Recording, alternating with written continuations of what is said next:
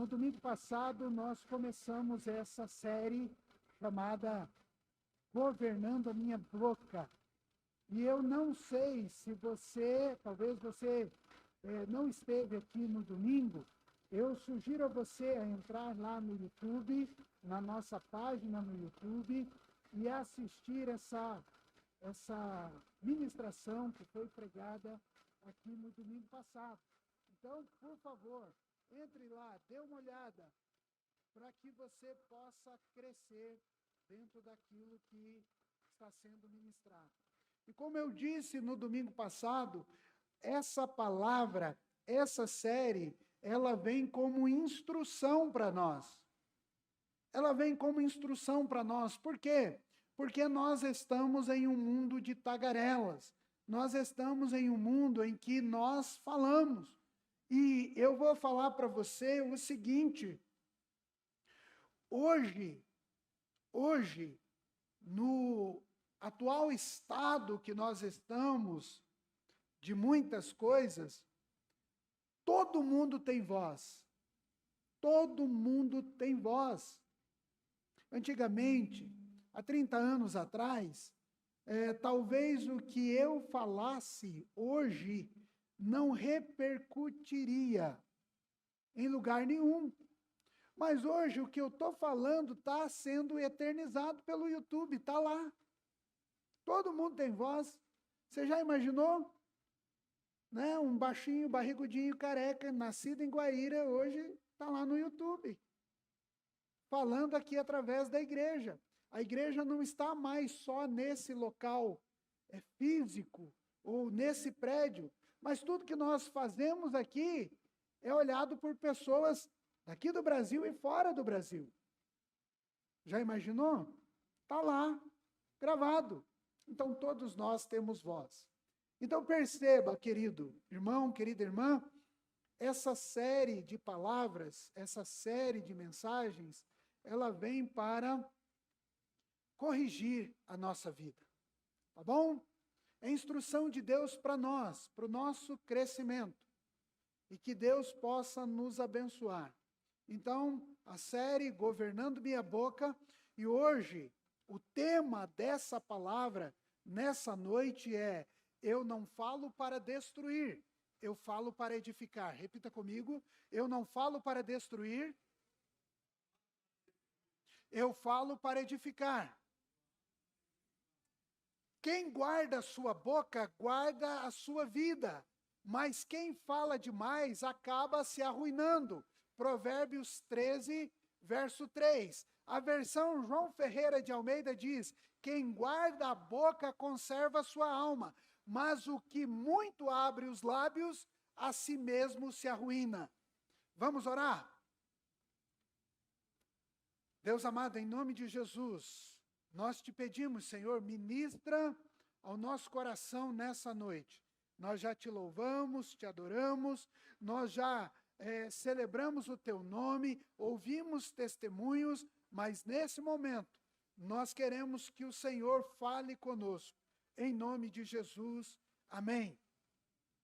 Então, como eu disse, nós começamos essa série chamada Governando Minha Boca. Quando não governamos a boca, nós caímos em apuros. Quem já não teve problema com algo que falou? Quem já não teve que explicar algo que disse? Quem já ficou uma noite ou 2 noites sem dormir pensando: eu não deveria ter falado aquilo? Talvez em uma discussão conjugal, talvez em uma reunião do trabalho, talvez em uma reunião de ministério, ou mesmo no encontro da célula. Quem nunca, irmãos, ficou uma noite sem dormir pensando: eu não deveria ter dito isso?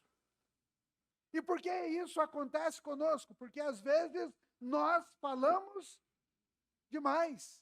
Nós falamos sem pensar. Nossa boca é mais rápida do que o nosso pensamento. Não é não? Não é essa a desculpa que nós temos? Opa, falei. Nem pensei e já falei. A nossa boca, a nossa língua é muito rápida. Agora, nós falamos demais. Nós falamos sem pensar. Quem nunca se meteu em apuros por causa de uma fofoca? Eita! Quem nunca se meteu em apuros por causa de uma fofoca? E eu vou falar a você o seguinte, isso é instrução de Deus para nós, para Nova Jerusalém. Querido, fofoca não é algo novo na igreja. Já no primeiro século, Tiago detecta o problema da língua afiada dentro da igreja. Nós não vamos falar sobre Tiago capítulo 3 hoje, nós vamos falar no próximo domingo. Mas as más línguas já faziam estrago desde que o mundo é mundo.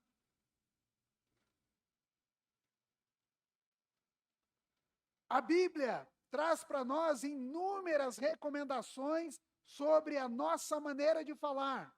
Ela nos instrui no uso das palavras, como falar, quando falar e o que falar.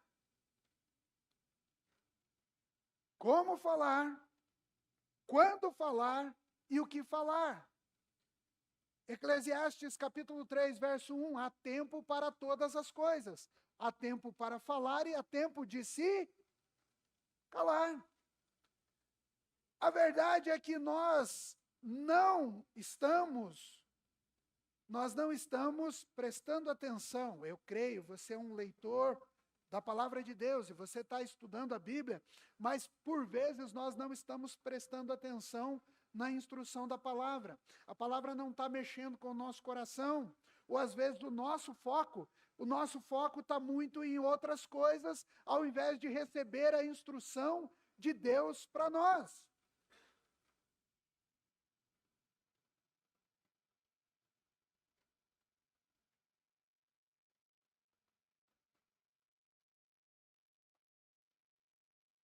O que falar, como falar e quando falar. Bem, o grande problema é que poucas vezes nós estamos preocupados com isso. Nós nos preocupamos quando nossa boca, língua ou palavras nos põem em apuros. Você já percebeu? Você já percebeu que você se preocupa mais com o que você fala só depois que a sua boca já te colocou em apuros? Então nós vamos olhar para a palavra de Deus e receber instrução de Deus para governar a nossa boca. Cutuca a pessoa que está do teu lado e diz para ela assim, ou melhor, repita comigo, Senhor, fala comigo. Fala comigo. Fala comigo. Não, com convicção, irmão. Ô louco, o que é isso? Parece que vai diminuindo. Quanto mais a gente fala, mais sem convicção você fica. Não, fala comigo. Senhor, fala comigo. Eu quero aprender a governar a minha boca.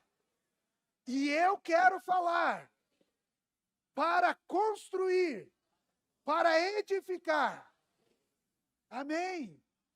A Bíblia aponta para nós dois tipos de boca, a boca maléfica e a boca benéfica. A boca maléfica, ela produz morte, ela amaldiçoa, ela causa discórdia, dissensões, destruição.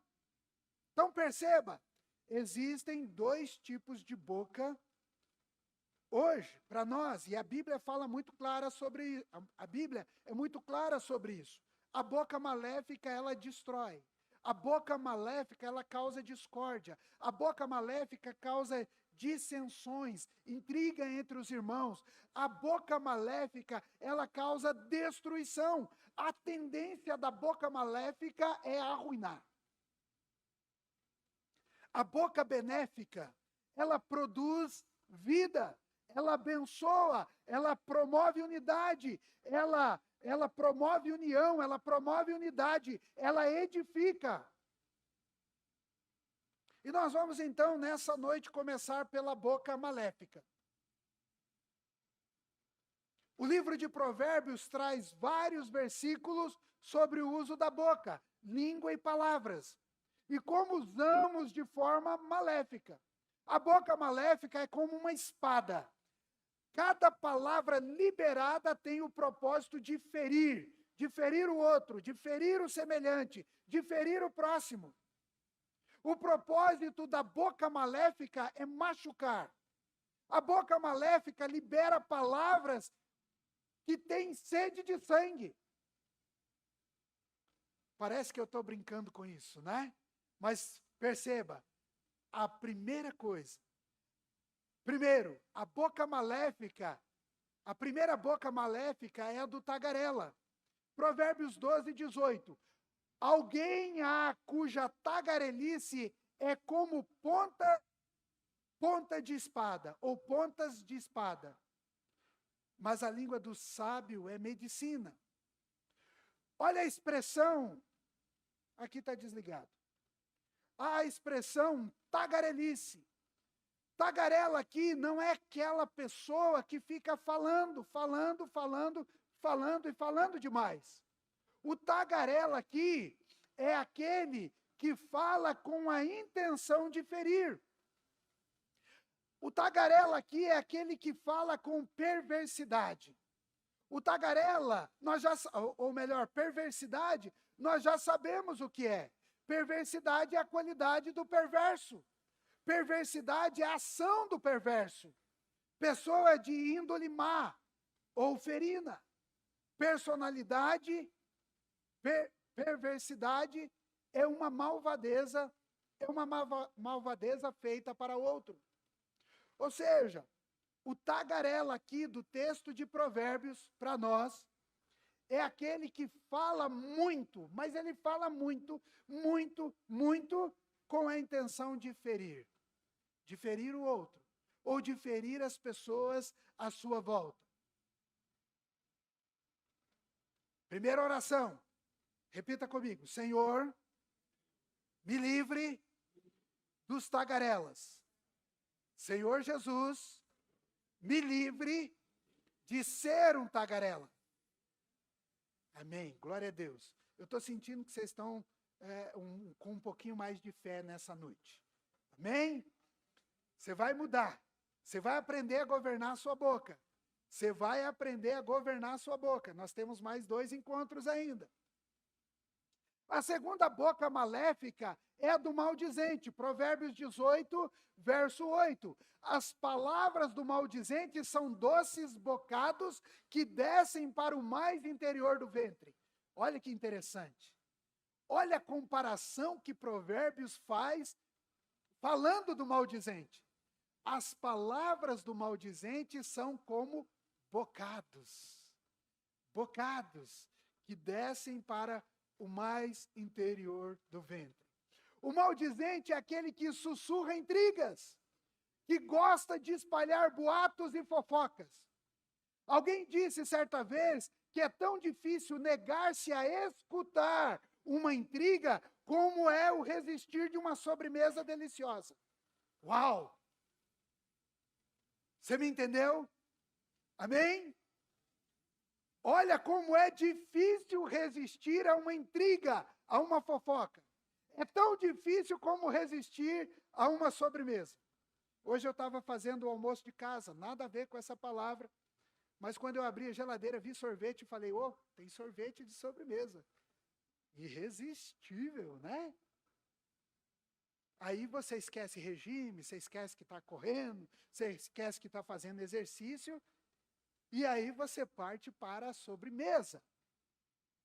Mas olha que interessante, o autor dessa frase, ele continua dizendo, provar um simples bocado de qualquer dos dois cria um desejo de obter mais. Quando alguém faz uma fofoca para você, o que você faz? Você diz, não quero saber. Não, você diz, conta mais. Terrível. Diga, Senhor, tenha misericórdia de mim. Olha que interessante. Porque é difícil resistir à sobremesa e resistir à fofoca. Essa comparação. Você pode resistir aos rumores da mesma maneira que uma pessoa que está em dieta resiste ao doce. Nem sequer abre a caixa. Se não der a primeira mordida, a intriga, não dará a segunda e não dará a terceira. Uau! Então eu preciso estar atento. Porque se eu der a primeira mordida na intriga, eu vou querer saber mais. E a palavra de Deus em Provérbios, olha a sabedoria de Deus para nós. Diz que desce como um bocado no nosso ventre. Sabe o que é isso? A gente fica satisfeito. A gente fica cheio. Então nós precisamos tomar cuidado. A boca maléfica, a segunda boca maléfica é a do maldizente. Sócrates, o pai da filosofia, costumava falar sobre a necessidade de passarmos tudo o que ouvimos em 3 coadores. Presta bem atenção, meu irmão, minha irmã. Quando alguém vinha lhe contar alguma coisa, geralmente ele perguntava o seguinte: você já passou o que você está falando comigo pelos 3 coadores? O primeiro coador é o da verdade. O que você está me falando é verdade?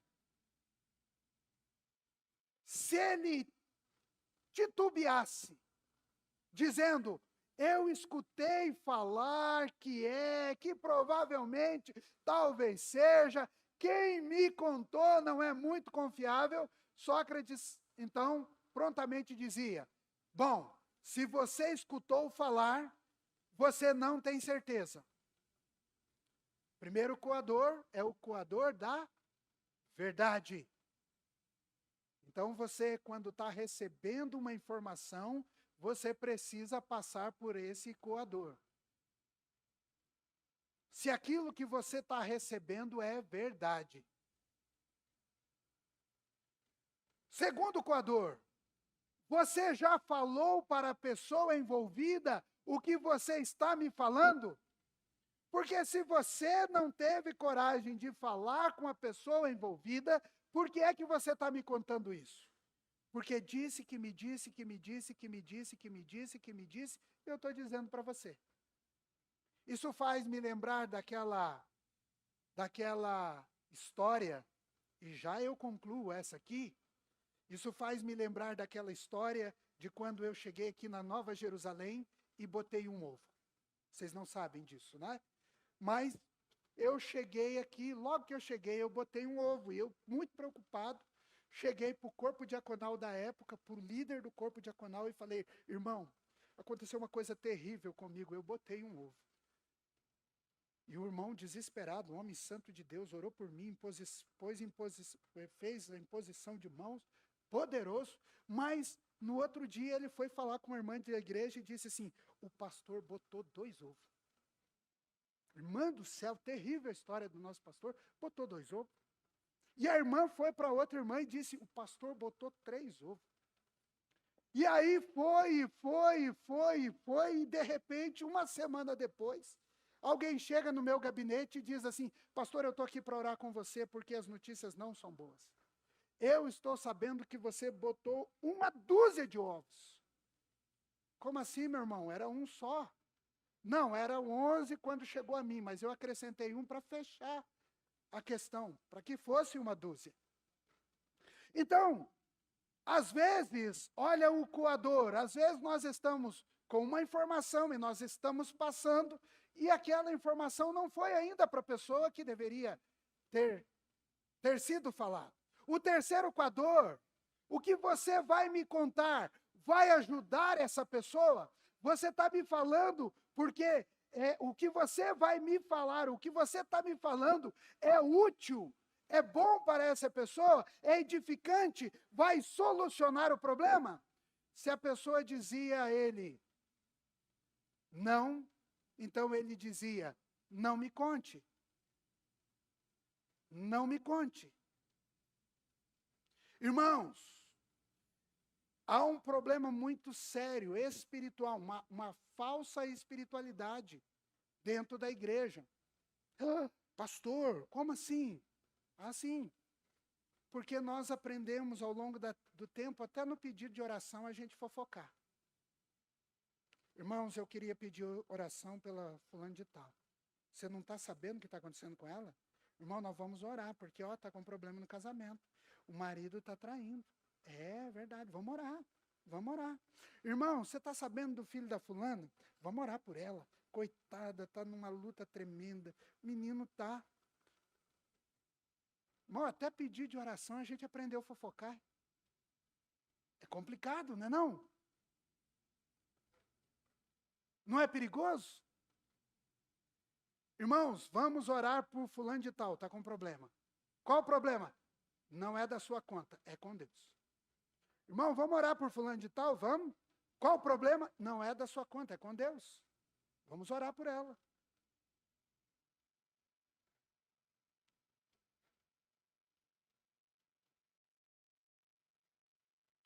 A gente tem que tomar cuidado, porque senão a gente reveste até a fofoca de uma espiritualidade que a fofoca não tem. Vamos lá, fazer aquela oração bonita? Diga, Senhor Jesus, me livre dos maldizentes. Senhor Jesus, me livre de ser um maldizente. A terceira boca maléfica é a do lisonjeiro. Provérbios 26, 28. A língua falsa aborrece a quem feriu, e a boca lisonjeira é a causa da ruína. A boca maléfica do lisonjeiro derrama elogios cheios de mentiras. A mentira está oculta atrás dos elogios. Seus elogios são sempre na tentativa de pegar o outro no orgulho.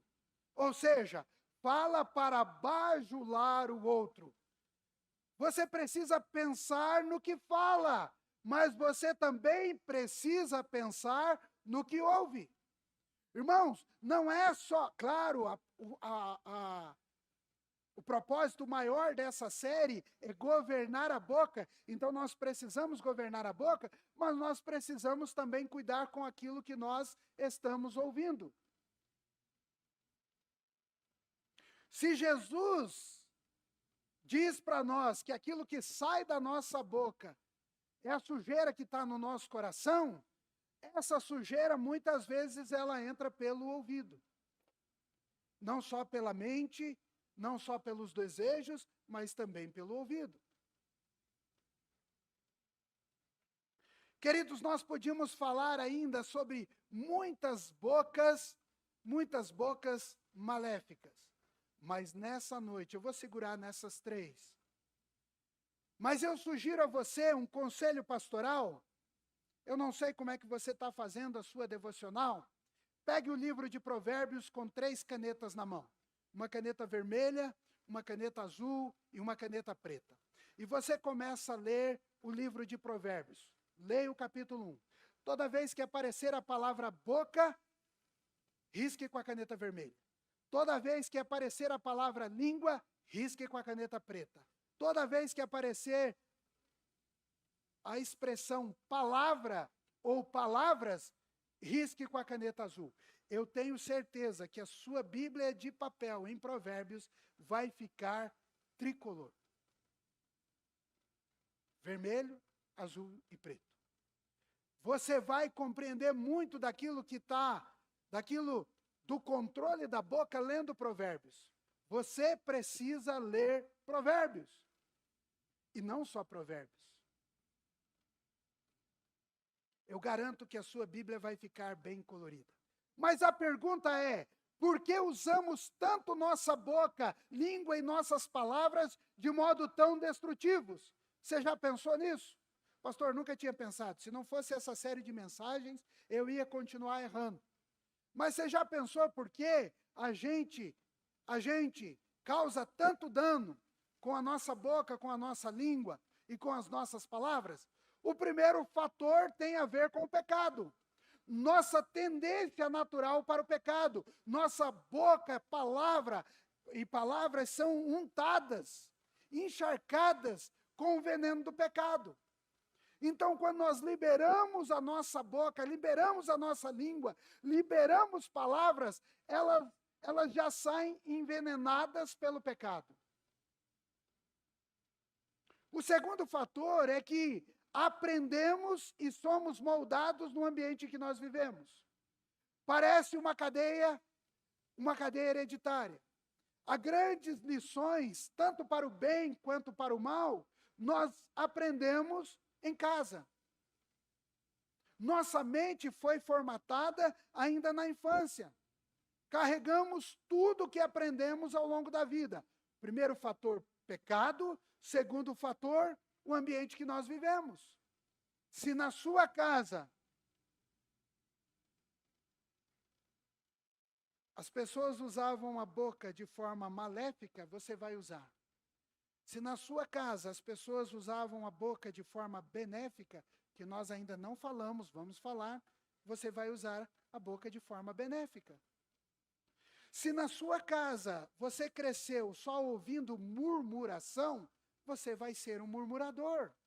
Se você na sua casa cresceu com pessoas despreciando umas às outras, você vai continuar despreciando as pessoas.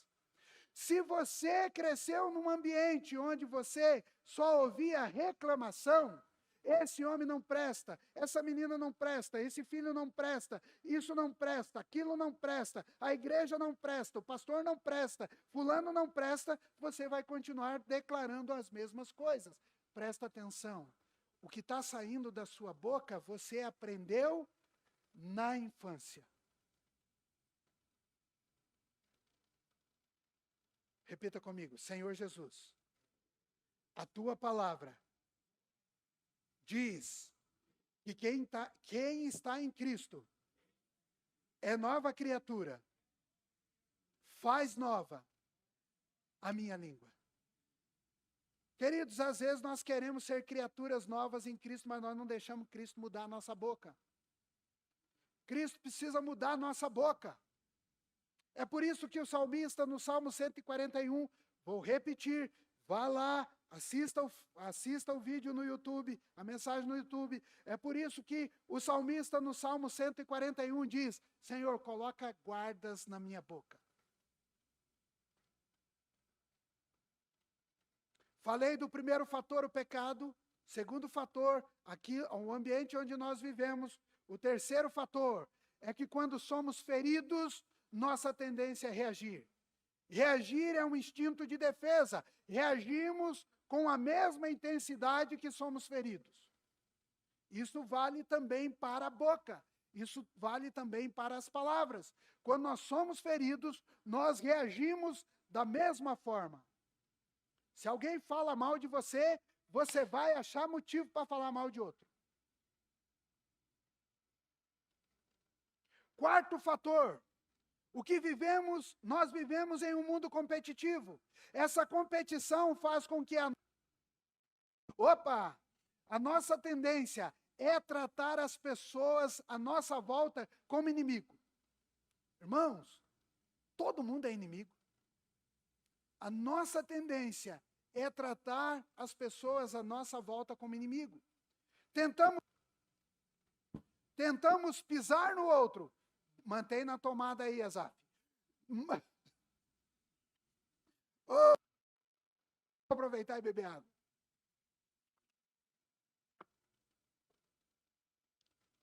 Acontece, gente. Tecnologia. Estão querendo competir comigo? Não é possível? Não,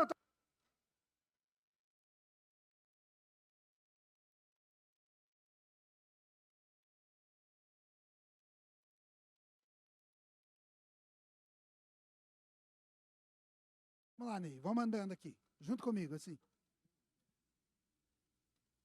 Nós vivemos em um mundo competitivo, irmãos. Então, nós tentamos diminuir o outro, pisar no outro, subjugar o outro. A nossa mente está formatada para declarar: o mundo é dos fortes. Funcionou? Não funcionou? Vai ter que trocar a pilha? Eu prefiro o bonitinho aqui. Mas se não der certo, vamos lá. Mantenho aqui, pode deixar que eu mantenho aqui. Tá bom? Tranquilo. Então eu vou voltar aqui no quarto fator. Presta atenção. O quarto fator é que nós vivemos em um mundo competitivo. Essa competição faz com que a nossa tendência é tratar a outra pessoa como inimigo. Então nós tentamos diminuir o outro, pisar no outro, subjugar o outro. Nossa mente está formatada para declarar: o mundo é dos fortes. Então, mesmo sem intenção, nós tentamos diminuir o outro. E eu vou repetir o que eu disse, não deveria falar isso, repetir o que eu disse na semana passada, mas geralmente a gente começa falando do outro num termo pejorativo, diminuindo o outro.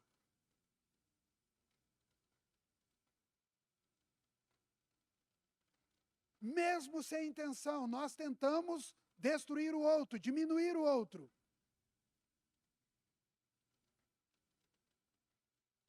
Parece coisa do nosso subconsciente. Às vezes a gente faz sem pensar. Nós estamos no automático, a coisa está funcionando, a gente faz isso. Enquanto isso, o diabo vai destruindo a todos. Enquanto você está tentando destruir alguém, o diabo está destruindo a todos. Misericórdia. O quinto fator, o quinto e último fator. Nós estamos em um mundo que prega efusivamente a vingança. Olha, eu vou dizer umas frases para vocês, presta atenção aí. Quem com ferro fere, com ferro será? A vingança é um prato que se come? Sua mente está programada. Eu só comecei. Talvez eu fale aqui algumas que você não conheça. Quem diz que a vingança é amarga não tem paladar. Quem aceita perdoar, só aceita perdoar quem não se garante na vingança. Essa aqui é terrível. Quando eu resolvo me vingar, até o capeta se assenta para aprender a lição. Então nós estamos com a nossa mente formatada. Nós estamos em um ambiente que prega vingança. Então nós usamos a nossa boca como arma maléfica para a destruição. Presta atenção. Diante dessas frases que eu li aqui, até o Chavinhos do 8 parece crente. Ele diz: a vingança nunca é plena, mata a alma. Todo mundo assiste o Chaves aqui. Lê a Bíblia, nem pensar, né, irmão? A vingança nunca é plena, mata a alma e envenena.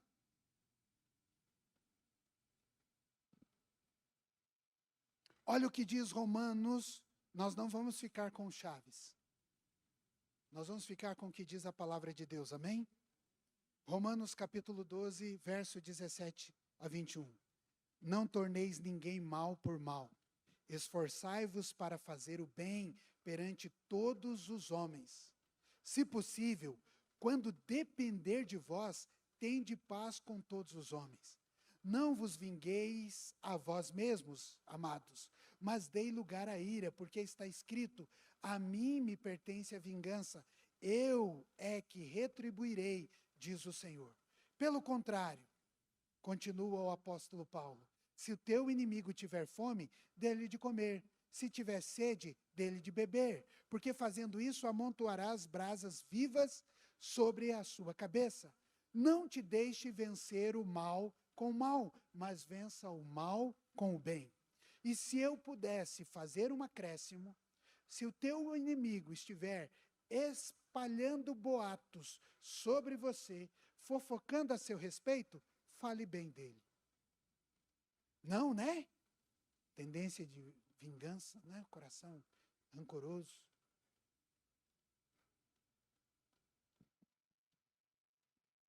Em oposição à boca maléfica, nós temos a boca benéfica. Provérbios menciona para nós o modo de falar que todo homem temente ao Senhor precisa. Primeiro ele diz: o justo sabe usar a boca de forma benéfica. Presta atenção. O justo sabe usar a boca de forma benéfica. Provérbios 10, 21. Os lábios do justo apacentam a muitos, mas por falta de senso morrem os tolos. Justo aqui não é aquele justificado pelo sangue de Jesus, tá bom? O justo aqui é aquele que tem uma conduta de caráter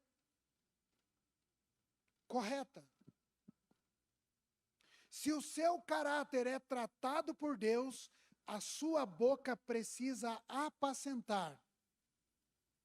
Se você tem o seu caráter tratado ou em tratamento por Deus, a sua boca precisa apacentar. Em outras palavras, o que o autor de Provérbios está dizendo para nós? Aquele que usa a sua boca de forma benéfica, apacenta e edificará vidas. Use a sua boca para edificar. Não use a sua boca para destruir, menosprezar, aniquilar pessoas. Use a sua boca para apacentar. Apacentar é cuidar. Apacentar é dar uma atenção especial e um trato especial a alguém.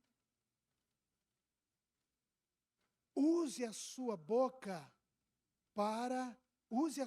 de forma benéfica para apacentar pessoas. A boca benéfica cura. Provérbios 15:4 diz: a língua serena é a árvore de vida, mas a perversa quebranta o espírito. A palavra serena aqui no hebraico é marpé. A palavra está ligada à saúde, à cura. Em outras palavras, o crente que usa a sua boca de forma benéfica, de forma serena, ele vai produzir saúde. Ele vai promover um ambiente de cura. Ele vai transmitir uma palavra de conhecimento, palavras que edificam. A gente não está orando, né?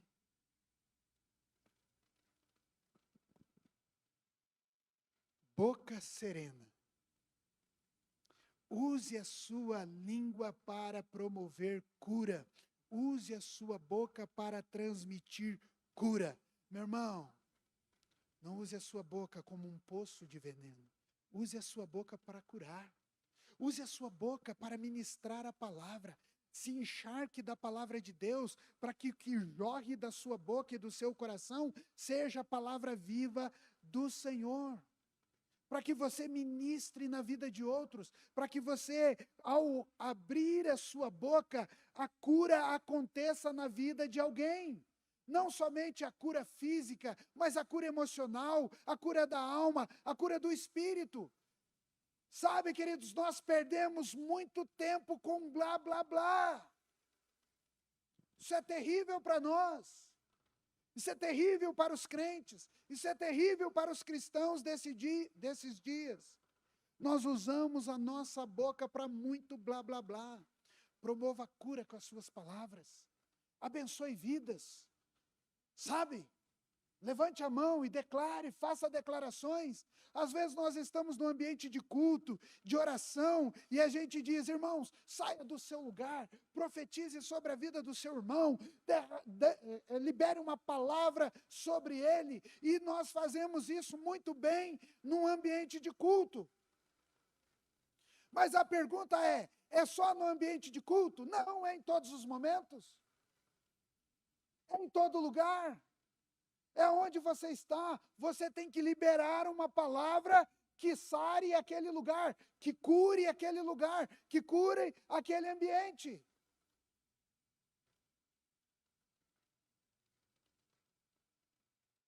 Lá na sua casa, como é que estão as coisas? Como é que estão as dores, as lutas? Como é que estão? O que está acontecendo na sua casa? Você tem duas opções. Ou você usa a sua boca em concordância com tudo que está acontecendo e você diz: é isso mesmo, nós não prestamos, é isso mesmo, aqui é tudo destruição, aqui o negócio está zoado, aqui o negócio está difícil, aqui está terrível, aqui a coisa vai arruinar mesmo, nós vamos acabar passando fome, aqui está tudo destruído. ou você usa a sua boca para trazer cura. Ei, vamos nos calar, vamos ouvir de Deus, vamos buscar da presença de Deus, e a palavra de Deus diz isso para nós, a palavra de Deus nos move nessa direção. Esse ambiente precisa ser de cura. Se tem alguém lá com a alma sofrendo, você tem que liberar uma palavra de cura. Sua palavra precisa ser uma palavra que edifica. Repita comigo o tema dessa mensagem: eu não falo para destruir, eu falo para edificar.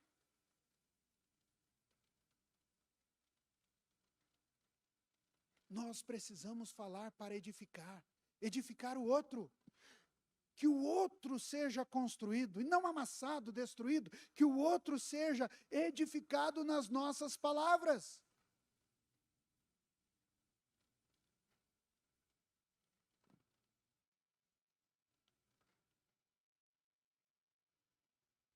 Querido, da boca dos que temem o Senhor, da boca dos que temem o Senhor, só deveria sair palavras que curam, palavras que edificam. Veja o que diz Provérbios 21, verso 23.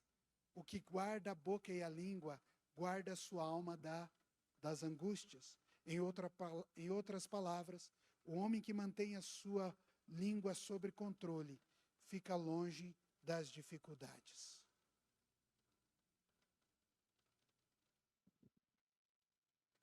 Eu quero orar com você. Eu quero orar com você nessa noite, para que você possa mudar a sua maneira de falar. Presta atenção. Nessa oportunidade, nós falamos sobre 2 tipos de boca: a boca maléfica e a boca benéfica. A sua boca é maléfica ou a sua boca é benéfica? A boca maléfica fala para destruir, a boca benéfica fala para edificar. Você precisa usar a sua boca para edificar. Nossa palavra tem poder, irmãos. Ou as nossas palavras têm poder. A nossa boca tem poder, sim. A nossa boca pode ser uma arma terrível.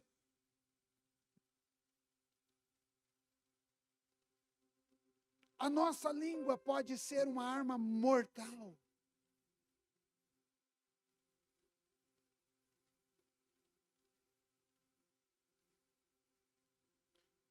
A sua palavra e a sua boca têm poder.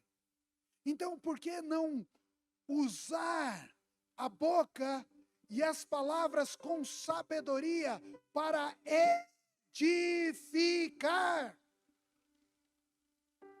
Para construir, para levantar o outro. Por que não usar a sua boca para elogiar o esforço de alguém no trabalho, de um trabalho bem feito? Por que não usar a sua boca para abençoar as pessoas que estão à sua volta? Com uma oração, com uma palavra liberada de tratamento poderoso. Por que não usar a sua boca de forma serena, trazendo cura ao invés de dor na vida de outros? Fique atento ao uso que você está fazendo da sua boca. Fique atento também ao que você está ouvindo. Se possível, use os 3 coadores de Sócrates. Fique atento ao que Deus está falando a você nessa noite. Não se preocupe com aquele irmão que não está aqui. Não se preocupe com aquela pessoa que não está aqui nessa noite. Mas se preocupe com você. Fique atento ao que Deus está ministrando ao seu coração. E clame ao Senhor por freios. Clame ao Senhor por guardas na sua boca. Fique atento ao que a Bíblia está dizendo a mim e a você nessa noite. Se possível, faça uma maratona em Provérbios. E quando terminar a maratona em Provérbios, pegue uma concordância bíblica e descubra o que mais a Bíblia fala a respeito do governar a sua boca.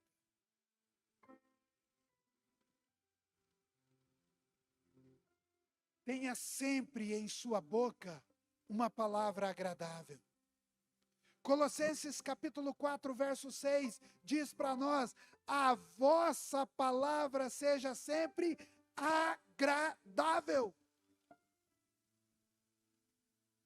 Como é ruim estar com pessoas que estão sempre reclamando. Como é ruim estar com pessoas que estão sempre fofocando. Como é ruim estar com pessoas maldizentes. Como é ruim estar com pessoas que não usam a sua boca com sabedoria, mas disfarçam o que diz numa falsa espiritualidade. É terrível. Colossenses 4, 6. A vossa palavra seja sempre agradável, temperada com sal, para saberdes como deveis responder a cada um. Tenha sempre em sua boca uma palavra agradável. Tenha sempre em sua boca uma palavra de sabedoria. Provérbios 10, 31. A boca do justo produz sabedoria. A boca do justo produz sabedoria. Quando você está com o seu caráter tratado. Quando você permite o Espírito Santo trabalhar nas entranhas do seu ser. Quando você permite Jesus mudar e moldar a sua vida. As suas palavras também são moldadas. E a boca do justo produz sabedoria.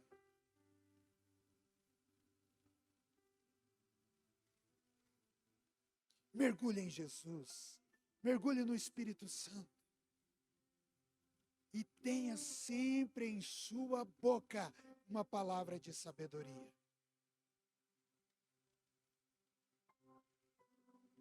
Tenha sempre em sua boca uma palavra abençoadora. Tiago capítulo 3, verso 10, que nós vamos estudar no próximo domingo. A palavra de Deus diz lá, não é bom que proceda bênção e maldição de uma mesma boca. Ou seja, use a sua boca para abençoar. Use a sua boca para proclamar as verdades de Deus. Use a sua boca para abençoar pessoas. Não deixe jorrar da sua boca água doce e água amarga. Tenha sempre em sua boca uma palavra abençoadora. Governando a minha boca, eu não falo para destruir, eu falo para edificar.